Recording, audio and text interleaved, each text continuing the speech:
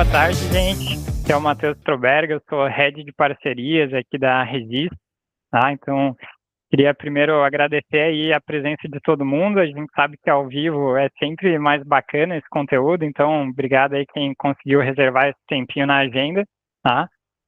Reforço, como sempre, participem, é assim que a gente consegue extrair mais aí do conteúdo, tá? Vou aceitar aqui mais uma pessoa que entrou.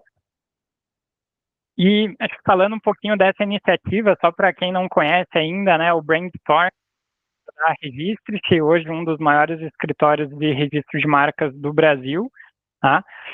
E a gente criou esse movimento, esse ecossistema aqui, o Brainstorm, que é para se aproximar mais da nossa comunidade criativa, que a gente tem uma rede de parceiros grandes e hoje acho que a comunidade já extrapola um pouco isso, tem parceiros, não parceiros, mas são profissionais criativos, desde designers, do marketing, da comunicação, mas temos também agências, estúdios, tá? Então tem várias pessoas aí desse universo que trabalham diretamente com marca, com branding, com naming, né? Então a gente traz aqui alguns temas aí para apoiar, normalmente algum tema que o pessoal pede, né? E aí acho que já fazendo a conexão, muito se fala sobre construção de branding, né? E muito do briefing, muito de, poxa, o que o cliente me trouxe, o que eu faço com isso já para partir para a criação. E a gente viu que tem essa necessidade, talvez super latente, de fazer uma pesquisa antes de estruturar isso, né? E aí não podia chamar outra pessoa aqui, senão a Amanda Brandão, que é a nossa parceira aqui também, e ela é pesquisadora, né, pesquisadora estratégica ali, fundadora aí da The Glass Room, casa de pesquisa, tá? E ela vai compartilhar um pouquinho aí tanto sobre um case quanto um pouco mais de como a pesquisa pode ajudar a gente a fazer esses projetos de branding ainda mais assertivos, ainda mais estratégicos, tá? Então não vou falar tanto aí, deixo contigo, Amanda. Bem-vinda aí, obrigado por ter topado também, tá? O palco é Beleza. teu. Eu ia falar boa noite, eu tô acostumada a fazer geralmente à noite, assim, esses encontros, né? Mas boa tarde para todo mundo, que bom que estamos aqui juntos falando sobre esse assunto. E bora lá então, né, pra gente aproveitar nosso tempo. Vamos começar.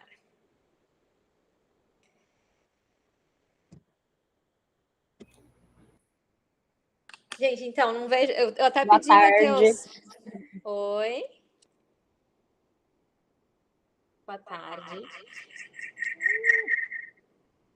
Eu tô aqui, Matheus, também no celular para acompanhar se tiver alguma interação e tal, porque eu não tô vendo vocês agora E aqui na qualquer minha coisa te tela avisa principal. Tá. também, Então tá? tá, gente. Eu vou me apresentar assim, mas antes de me apresentar, já que a gente está falando de pesquisa, eu preciso começar perguntando algo para vocês, né? Então, eu quero saber daqui, assim, de vocês, assim, quem de vocês, assim, já fez ou faz pesquisa antes de começar um projeto de marca? E quando eu falo pesquisa aqui, a gente trouxe algumas opções, né? Porque, claro que alguma informação a gente precisa para começar o trabalho, mas a opção A aqui, já fiz ou faço através de um briefing, benchmarking, referências. Opção B, já fiz ou faço, né? Briefing mais bench, mais entrevistas com os stakeholders internos. Já fiz ou faço pesquisa qualitativa estruturada com stakeholders internos, externos e clientes finais em alguns projetos. Já fiz e faço pesquisa robusta com mais de um método. Ou E, confesso que eu nunca fiz pesquisa para projetos de marca. Então, vocês podem usar o chat aí para me contar. Você vai me contando aí também, Matheus, o que as pessoas estão falando. Boa. Tem um D bem legal da Flávia aí, já fez pesquisa robusta com método, o Rafa também, né? O pessoal da Brado ali. Tem gente que já fez briefing, benchmark, referência. As pessoas estão bem avançadas na pesquisa. Pesquisas Exato. robustas com mais de um método. Ótimo. Quem fez com mais de um método, se quiser abrir o microfone e falar assim rapidamente, assim, que métodos que usou, se usou uma empresa grande para fazer projeto. Quem respondeu D, a Flávia, a Rafaela, a Amy e a Isabela. Posso falar, mas eu não vou pôr a câmera, que eu tô horrível, gente. Só pela voz dá pra saber, né? Melhor. Na verdade, assim, eu não sou de branding, eu sou de positioning e messaging, né? Então, a pesquisa que a gente faz aqui, eu até tiro o nome de pesquisa porque cliente odeia esse nome, eu uso Jobs to be done e também eu faço toda a jornada de decisão do cliente B2B. Então, na verdade, o meu stakeholder é o cliente do meu cliente. Na verdade, a gente usa umas 10 entrevistas e a partir daí desdobra insight, PPT de vendas, Sales Enablement, é esse lugar aí que a gente ocupa. Legal, obrigada.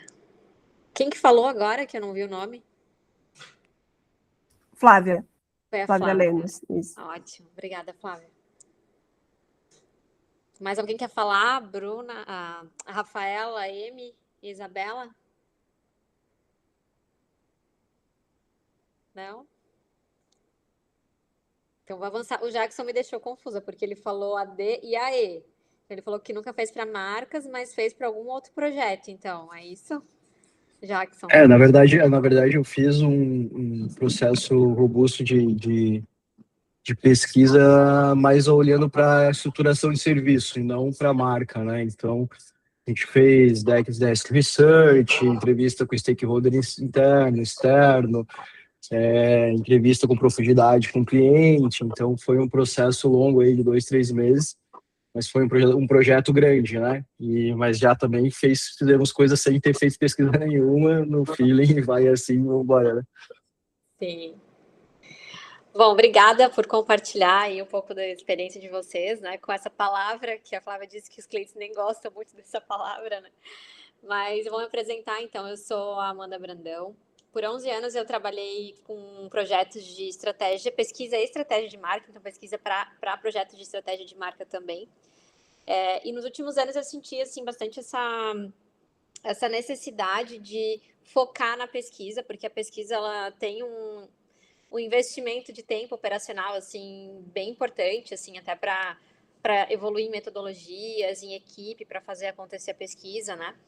Então eu senti assim que era hora de concentrar na pesquisa, né, e oferecer esse serviço de pesquisa que já acontecia, né, antes do meu trabalho. Eu já fazia isso, projetos de pesquisa para outras agências de branding, enfim, projetos de marca. Então, eu tenho concentrado, especialmente esse ano, que foi esse ano que eu decidi lançar a The Glassroom, que é uma marca que está em processo de registro pela Registre-se, né? Então, a gente está nesse processo aí e, de fato, agora consolidando como empresa que é uma casa de pesquisa, né? Então, a gente oferece diferentes métodos de pesquisa. Hoje, a gente trabalha muito assim focado mesmo em entender qual é o objetivo, qual é a demanda, montar essa equipe, montar as metodologias e a partir disso trazer esses aprendizados para decisões práticas, né, de marca, de produto, de serviço.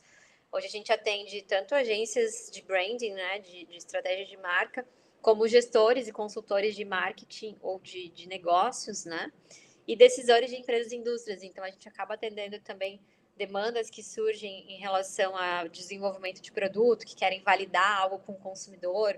Muitas vezes o marketing, quando vai lançar um novo produto, também precisa fazer alguma validação. Então, nós temos trabalhado dessa forma com uma equipe em rede, né? Então, temos profissionais, assim, na nossa rede hoje de pesquisa no Brasil todo, dependendo do que a gente vai fazer, né? Então, a gente aciona esses profissionais.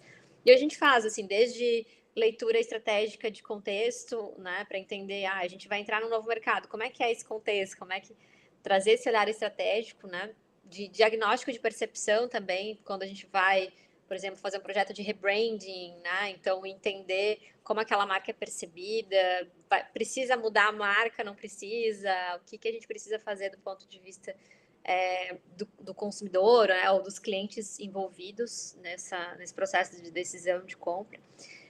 E com uso também a gente faz muita pesquisa de teste na vida real, assim, então produtos que são testados na vida real dos clientes, né, para entender ou validar algum produto ou serviço ou ajustar algo que precisa naquele produto ou serviço. E traz esse olhar também de inteligência cultural. Mas vamos lá, que temos bastante assunto ainda para falar hoje. E eu quero começar provocando, assim, para a gente um exercício. Então, vamos imaginar que você recebeu o seguinte briefing. uma indústria catarinense de gestão familiar, atuando há mais de 30 anos no segmento de higiene e bem-estar. Então, essa empresa ela possui um portfólio composto por diversas marcas e linhas, voltadas principalmente para consumidores da classe C e D. Essa empresa, né, que tem então essa marca, não só uma marca institucional, mas várias marcas no guarda-chuva, e ela tem uma marca principal que eu vou chamar aqui de uma marca estrela, marca principal, que ocupa esse papel central no negócio. Então, é uma marca que é focada em produtos infantis e é responsável por uma parcela bem significativa do faturamento da companhia, né, da empresa. E hoje essa marca ela representa um importante ativo, né, que foi construído ao longo dos quase 30 anos, porque essa marca aqui nasceu depois dessa principal, mas ela tem aí quase 30 anos de história também, junto com a marca mãe. O cenário que a gente tem nesse briefing é que há cerca de 4 anos o principal produto dessa marca estrela enfrentou problemas relacionados à produção e a qualidade também, né? Então, esse episódio, por conta de fornecedores, enfim, que não conseguiam oferecer o melhor naquele momento, o episódio gerou reclamações de consumidores, afetou a experiência de uso dos consumidores e principalmente das crianças, a gente está falando aqui de marca de produto infantil, e aí provocou então esse impacto na reputação de marca. Aí, segundo a liderança, trouxe para a gente o desafio trouxe para vocês, né? O desafio eles falam que a qualidade do produto já foi restabelecida na produção, então eles falam assim, não, isso era um problema lá de trás, a gente já conseguiu resolver com fornecedores, já está resolvido, né? Então não temos mais esse problema de qualidade de produto e o produto voltou a atender os padrões técnicos. Apesar disso, na prática, o desafio que eles têm, né, é que as vendas não retomaram os patamares esperados, a concorrência ela está muito mais agressiva, mais acirrada, e existe essa percepção, né, de que o mercado, né, as consumidores ainda têm resistência em consumir o produto, então ainda persistem alguns comentários negativos nas redes sociais, informalmente, né, eles acabam ouvindo algumas reclamações. Então, as decisoras aqui vieram com essa sensação para vocês de que a imagem da marca ficou comprometida, tá? Então, esse é o briefing, né? São as informações que a gente tem. E aí, numa reunião, né, a partir dessas informações que vocês estão conduzindo, uma reunião, e durante a conversa, as gestoras revelam para vocês que elas precisam tomar uma decisão estratégica que vai definir a direção do projeto de marca, né? Então, vocês estão fazendo parte dessa reunião porque elas querem ouvir a tua experiência de mercado e que recomendação vocês trazem para elas, né? Então, eu quero ouvir de vocês agora, de novo no chat, assim, né? De acordo com a experiência de vocês, profissional, qual dos caminhos vocês indicariam a partir dessas informações que vocês têm até agora? Caminho A, descontinuar a marca atual e lançar uma nova marca. Então, essa marca, né, já que ela está com essa reputação, né, eles estão percebendo essa reputação sensível aí, um pouco em crise, então vamos então lançar uma nova marca, tirar essa atual. Nesse caminho, a gente teria que criar um novo nome, uma nova identidade visual, uma nova embalagem. O produto também teria que ser reformulado, né? Num caminho B, a gente precisaria realizar um rebranding da marca atual. Então, a gente faria uma atualização estratégica, evolui a identidade visual, mas mantém, né, o mesmo nome, mas atualiza as embalagens, revisa a comunicação, reforça a qualidade percebida, né? Então, o que tem de bom fica reforçado e dá uma atualizadinha ali no produto, né? Ver o que precisa ajustar ali para melhorar ainda o produto. E um caminho C seria, já que esse produto está dando problema, vamos retirar esse produto problemático do portfólio e atualizar a marca também, né? Dar uma atualização de identidade visual, então a gente passa também, né, por um rebranding, mas removendo esse produto que é o que está gerando aí problema para a percepção de marca. E aí também, né, atualiza a embalagem, identidade visual, fortalece a comunicação dos demais produtos. O que vocês diriam para o cliente de vocês com essas informações que a gente tem aqui? Com a experiência que vocês têm profissional? Alguém quer É um grande depende, Rafaela.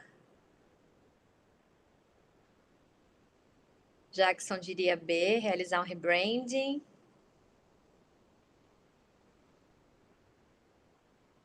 Quem mais? B de um baita rebranding. A Marta diria B também.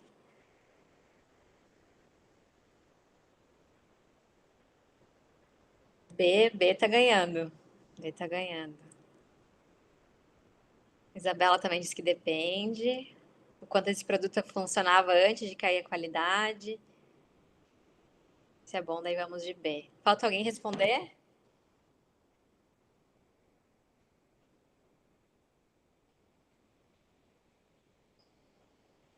Matheus, tem alguém faltando responder? Eu espero.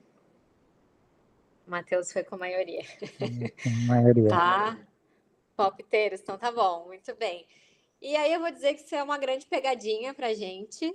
D, alguém disse D, depende. Porque, por enquanto, nenhuma das anteriores, porque a gente não tem informação suficiente para tomar essa decisão, né? E aqui, por que é uma pegadinha? Porque, às vezes, no dia a dia, essas pegadinhas acontecem com a gente.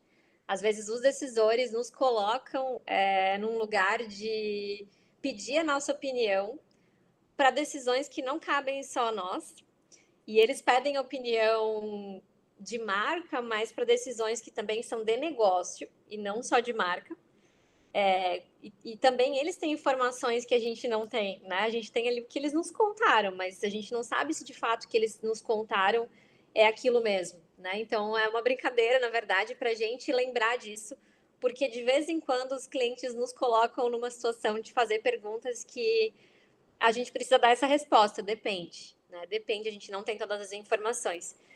E esse comportamento até dos clientes nos perguntarem, porque a gente está nesse lugar de olhar para a marca, de olhar para a estratégia, de ter uma visão de mercado, muitas vezes, se a gente já conhece até o segmento que a gente está oferecendo serviço, é porque durante muitas décadas, assim, as decisões de marcas, elas foram, de fato, construídas principalmente a partir dessa experiência, repertório e interpretação dos profissionais, né? Então, quando a gente, né, lembra, assim, os profissionais de marca, publicitários, designers, sempre foram tidos como, vamos perguntar porque ele vai saber solucionar aqui esse problema que estamos tendo, que aparentemente é de marca, né? Mas a gente pode ter aí questões muito mais profundas que não são só de marca. Então, para a gente exercitar um pouco esse olhar de como foi essa evolução da pesquisa na construção de marcas no Brasil, então, ali entre os anos 50 e 70, o design, ele era, né, as marcas eram muito guiadas pela experiência e os métodos mais comuns de pesquisa eram de observação de mercado, conversas com clientes, estudo de concorrentes, e o repertório e a sensibilidade dos profissionais, né? Então, o que predominava era a expertise do profissional como principal fonte de decisão. Depois, ali entre os anos 70 e os anos 90, daí veio a entrada do marketing, dos números, né? Então, os métodos acabavam sendo, já aí sim, né? Trazendo pesquisas de mercado, de lembrança de marca, de preferência de marca, teste de conceito, segmentação de consumidores. Então, aí a gente estava num momento já em que a busca era por medir e quantificar o mercado. Depois, ali para os anos 90 até 2005, mais ou menos, aí sim o branding estratégico começa de fato a aparecer, né?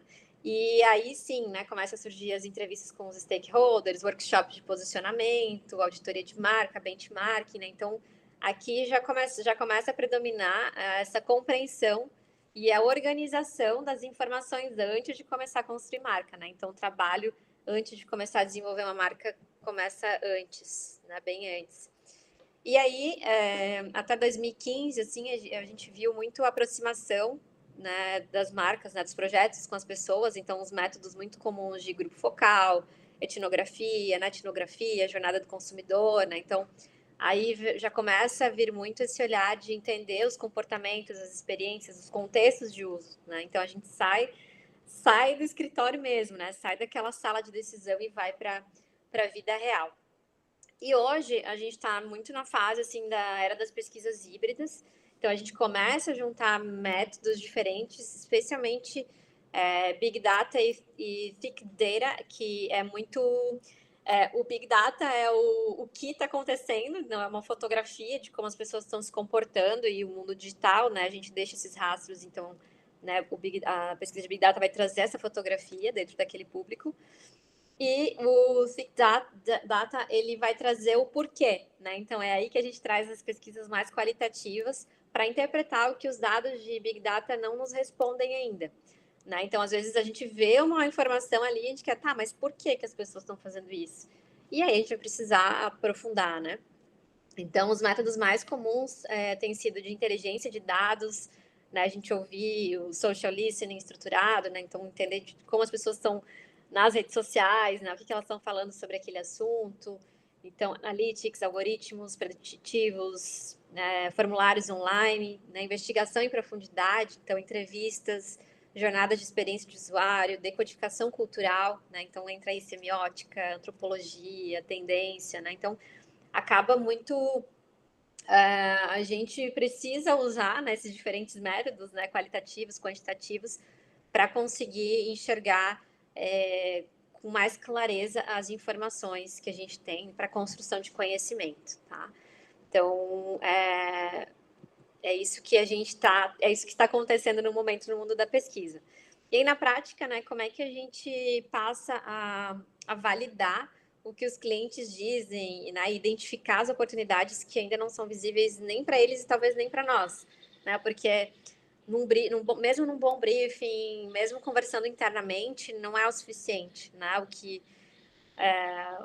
que o diretor nos diz é diferente, às vezes, do que a equipe comercial nos diz, que é diferente do que a equipe interna fala, do que é diferente do que o representante fala, e pode ser diferente do que o cliente mesmo fala, assim. Então, é muito importante que a gente entenda que quando a gente vai ouvir além né, dos decisores, assim, é muito legal depois quando a gente traz para eles esse aprendizado e, de fato, para a gente olhar para o projeto de marca com um olhar que a gente ainda não tinha, né? Com um olhar menos viciado do que está acontecendo dentro da empresa. Então, assim, eu quero dividir com vocês uma história que é um case de uma marca que 2024 e 2025 eu trabalhei nesse projeto, que é a Anjinho. A Anjinho é uma marca da nossa região aqui, de Santa Catarina, né, do nosso litoral. Ela faz parte da empresa da indústria Parentex, então, que é uma empresa de higiene e bem-estar, que tem várias marcas para esse perfil de público.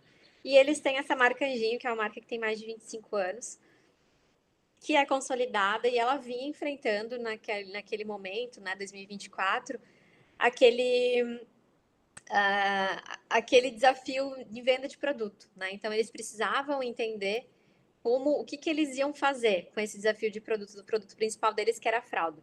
Então, eles tinham que tomar algumas decisões, né? Que eram, será que a gente mata essa marca, constrói uma marca nova, né? Desenvolve uma marca nova? Será que a gente muda algo, né? O que a gente faz, né? Então, todas aquelas opções que a gente conversou aqui no quiz era nesse olhar, assim, eles tinham dilemas sobre o que fazer. Então, será que a gente cria uma marca nova, atualiza essa atual, é o suficiente? Será que a gente descontinua o produto? Então, a gente precisava entender essa percepção geral da marca, né? Como era esse desempenho específico do produto ou se era comunicação. Então, na primeira fase de pesquisa, a gente foi investigar, né? Então, combinando muito essa visão macro de mercado com o comportamento real no momento da compra. Então, a gente foi para 26 pontos de venda, focado inicialmente em Santa Catarina. E nesse contexto de ponto de venda, então, teve muito os pesquisadores olhando os comportamentos de compra na frente da gôndola e também entrevistando pessoas, né? Então, foram 73 entrevistas em profundidade para ouvir os consumidores, né? Aquele momento ali da decisão, o que eles estavam comprando, por que eles estavam escolhendo a marca que eles estavam escolhendo. E além disso, a gente ouviu toda a equipe comercial, todos os influenciadores do segmento. Então, a gente fez essa pesquisa em 21 cidades do estado para desatar esse nó entre como a marca vinha sendo percebida e esse produto, né, que eram as fraldas que estavam tendo essa percepção de que não estava mais desempenhando da mesma forma, né? E o que a gente achou?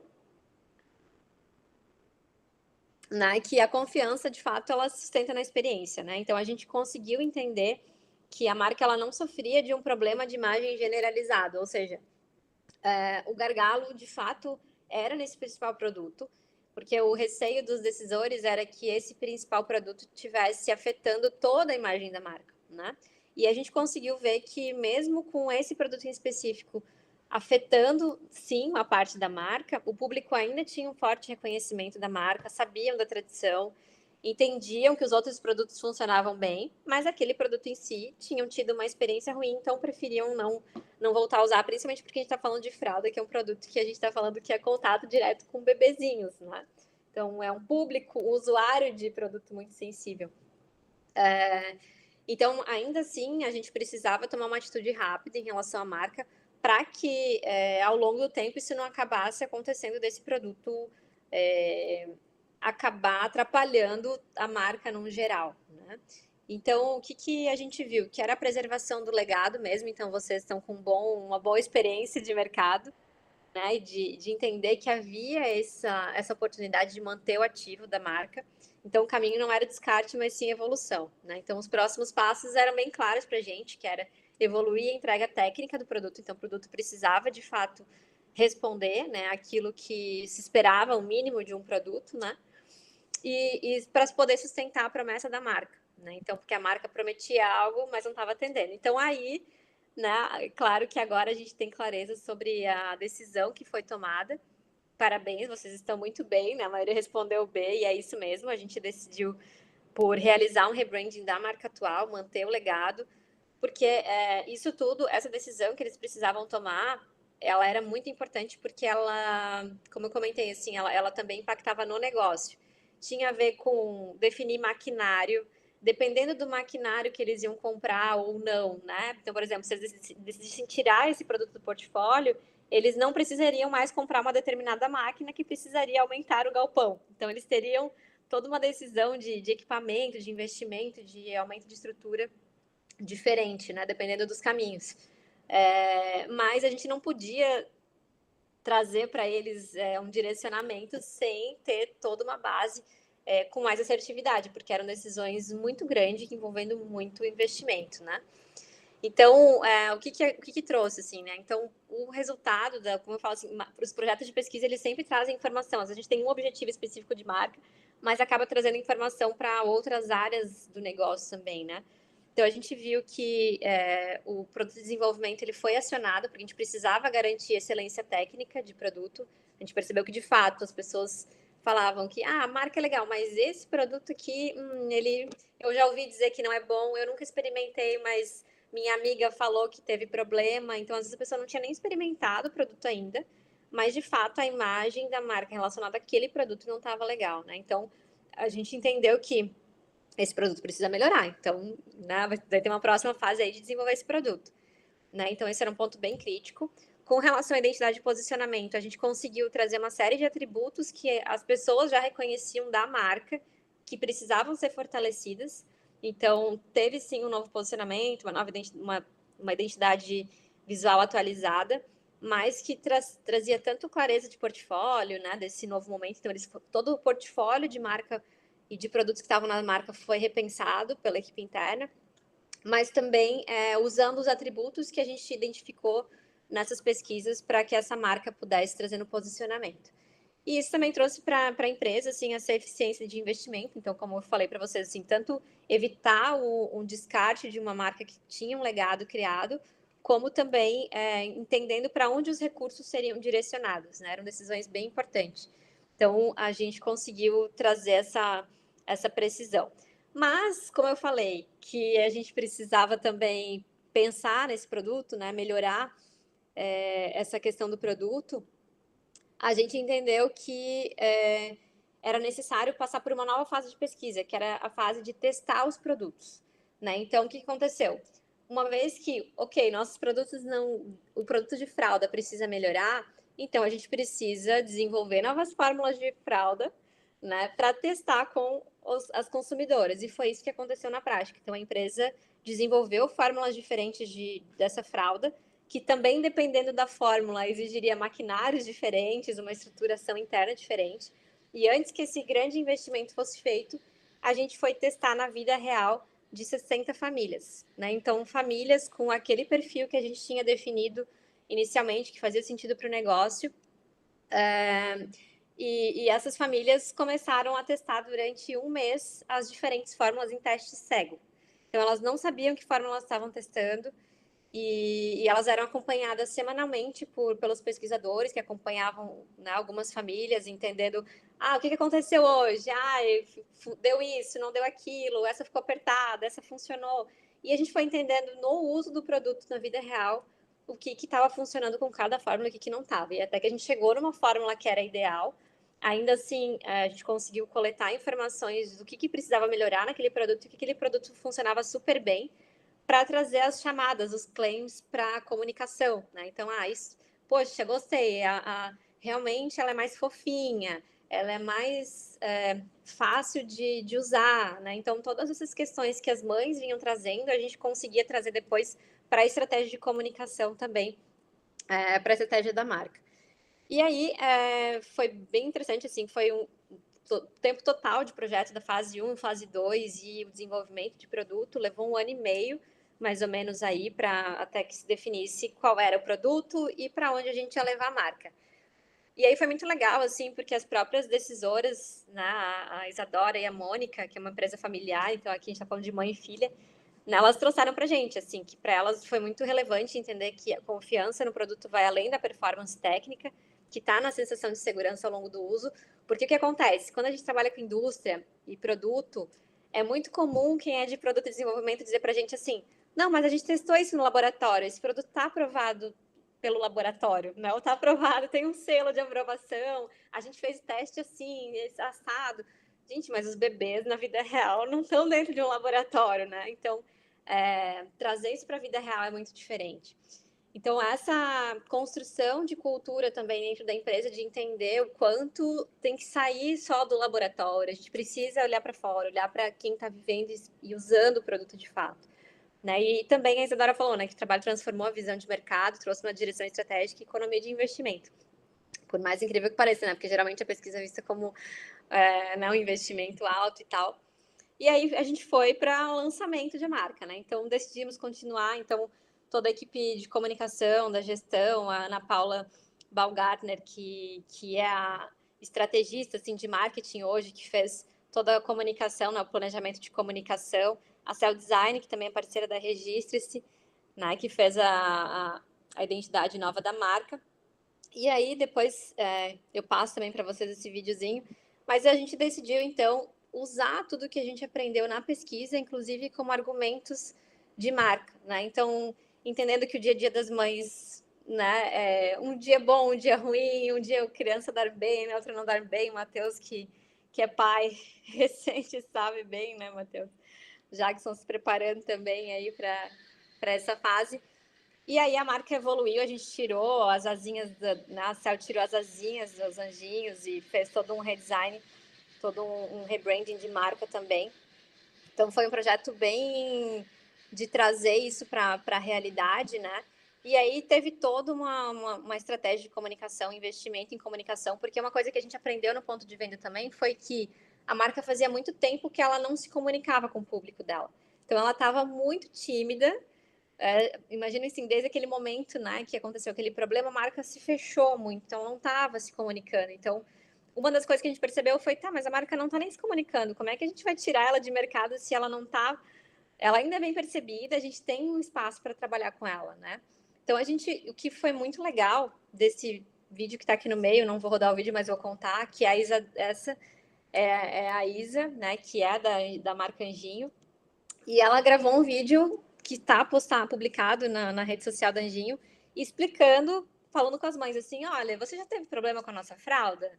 A gente foi te ouvir, a gente mudou o produto, agora a gente está numa nova fase. Então, assim, eles se apropriaram totalmente do problema de produto que se tinha e de todo o trabalho de pesquisa que foi feito, né, tanto para a marca e para o desenvolvimento de produto, para dizer que a gente ouviu vocês, então agora a gente fez tudo que vocês nos ensinaram que era importante para melhorar o produto, né? Então eles trouxeram tudo isso para a comunicação, e eles trouxeram muito as mães reais, eles entenderam que precisavam trazer a realidade desse público C e D, como é que era a rotina, o dia a dia, de cuidado, as dificuldades. Então, foi feita uma grande ação, assim, então isso está acontecendo desde novembro do ano passado, então é algo bem recente, assim, a marca, ela está bem fresca nessa nova fase dela, agora que os produtos estão, né, chegando aí nos supermercados, então a comunicação está toda muito fresca, assim, chegando nas gôndolas, nas embalagens novas, promotora em ponto de venda. Então, eles têm feito um esforço bem grande de comunicação para essa nova fase, e inclusive com assessoria de imprensa também. Então, usando muito a pesquisa como argumento para explicar essa nova fase, do porquê que isso tudo está sendo feito, assim. E o resultado do primeiro semestre de 2026 para a Enginho, né, tem sido as vendas em sell-in, né, ou seja, as vendas para dentro dos supermercados, os pontos de venda praticamente dobraram em algumas linhas, né, então o cosmético varia entre 30% e 80%, dependendo do SKU, então é um crescimento bem importante, assim, para eles nesse primeiro semestre. E aí, assim, falando de pesquisa, né, aplicada em projetos de marca, então hoje a pesquisa ela pode acontecer em vários momentos, né? Então, desde a parte do posicionamento, entendendo as informações que sustentam o desenvolvimento e posicionamento de marca, para naming, né? Então, validação de nome com público-alvo, né? Vinculado com a estratégia de marca também. Produto, então, teste de uso na vida real, validação das promessas que a gente tem, né? Como produto, assim, e performance também na prática, aquilo que as pessoas percebem para usar isso na comunicação. Então, embalagem, teste e validação de produto. A gente teve recente um projeto em que uma marca nova também, então uma indústria que atendia a área de segmento de peles, assim, estava entrando num novo mercado, e a equipe de design fez uma primeira versão, né, para essa marca, para esses produtos, e a gente foi testar. E a gente viu que o produto, para aquele público em específico, é um público bem segmentado, assim, aquela embalagem não estava sendo bem aceita, ela não estava trazendo as informações, a forma que o público exigia, assim. Então, a gente fez grupo focal, né, também para testar esses produtos, e foi bem interessante, assim, como a gente conseguiu antecipar um possível problema que depois essa nova marca teria no ponto de venda de giro, né? E também na comunicação, né? A pesquisa, ela traz muito esse direcionamento para narrativas, né, baseado em verdades reais. Então, entender o contexto das pessoas, a gente consegue se comunicar muito melhor com as pessoas, né? Falar a língua das pessoas mesmo. Porque a gente vai para um lugar, às vezes, de desenvolver marca, de um lugar muito conceitual que pode distanciar. E aqui a gente está falando de usar a língua que a pessoa fala, e não a nossa língua, né? E não necessariamente a nossa língua com o nosso repertório. Gente, é isso. Matheus, disparei aqui a falar. Mas a gente quer dizer assim para vocês que a criatividade ela é muito importante, né, para inspirar as pessoas a consumirem os produtos, a comprarem, inspirar os decisores de marca a uma nova fase de projeto de marca. E a pesquisa ela está aqui também como apoio, né, para sustentar todo esse desenvolvimento de marca, de estratégia. Hoje, com a The Glass Room, nós temos um modelo de parceria também para agências de branding, estúdio de design. Então, a gente atua tanto como um braço de inteligência, né? Então, como dentro dos estúdios, dentro dessas empresas que oferecem serviço, como um modelo de indicação também. Então, para quem tiver interesse em relação a essa possível parceria, a gente está aqui à disposição para oferecer aí mais essa opção, né? Mais esse serviço, assim, para tornar um serviço de marca diferenciado, mais valorizado, né? Então, é isso por hoje. Matheus, é com você. Depois a gente manda aqui esse material também para vocês. Aqui, redes sociais, site, quem quiser aproveitar, seguir a gente, é o @TheGlassRoom. E esse é o meu e-mail e esse é o meu contato também de WhatsApp. Pô, sensacional, Amanda. Até mandei aí que você lançou o site novo, tá bem legal aí o site, então mandei aqui para o pessoal acessar. Primeiro, parabéns pelo case, não só pela apresentação, mas que case sensacional, assim, que mostra muito do quanto uma boa pesquisa pode ajudar na estratégia de branding, assim, né? E muitas vezes, talvez a pesquisa valide o caminho que você estava imaginando, mas te dá muito mais insumos para construir com qualidade, assim, né? E como você falou, às vezes sair um pouco da minha linguagem, da nossa linguagem, do nosso repertório e usar um pouco do público, né? Do cliente final ali. no discurso, assim, da marca. Então, acho bem bacana o case, tá? Eu vou mandar aqui também, pessoal, o link da avaliação, que daí no final tem acesso ao material também, tá? Que a Amanda passou aqui. Então, contem para nós o que vocês acharam, o que vocês querem ver aí nos próximos encontros, tá? E no finalzinho vai ter o link tanto do PDF aqui da apresentação da Amanda, quanto o link para fazer parte do nosso grupo no WhatsApp do Brainstorm. Quem ainda não faz parte, fica o convite aí, acessem lá, para a gente continuar as conversas, né? Continuar a falar de estratégia e branding lá dentro do WhatsApp. Eu queria comentar, Amanda, assim, nós somos super suspeitos a falar porque pesquisa é parte da nossa rotina todos os dias, né? Que quando a gente fala de registro de marca, é uma parte crucial essa pesquisa para a gente desenhar a estratégia, tanto para os nossos parceiros criativos que estão construindo marcas, quanto para o cliente final que está buscando assertividade no registro. Né, e reforçar aqui que na parceria a gente ajuda com essa pesquisa estratégica, né, para os nossos parceiros aí, para ajudar vocês a criarem marcas melhores. Muito obrigado pela tua presença, Amanda. Acho que trouxe um conteúdo aí bem rico, tá, para todo mundo. Não se esqueçam ali de avaliar para acessar também o material ali que ela passou. Em breve a gente divulga a gravação para vocês também, tá? A gente sobe lá na playlist do YouTube da Registro, que manda ali no grupo, tá? Para todo mundo que ficou até aqui, muito obrigado aí pelo tempo de vocês. Bom restinho de semana. Bora Brasil, né? E é isso. Obrigado, Amanda. Não, é isso mesmo. Só para agradecer mesmo vocês pelo tempo, pela companhia até o momento. E fico à disposição, se quiserem trocar ideia, enfim, tirar dúvidas, fica o meu contato aí, tá bom? Eu tô lá no grupo, então meu contato está por lá também. Um beijo, bom resto de sexta agora pra gente.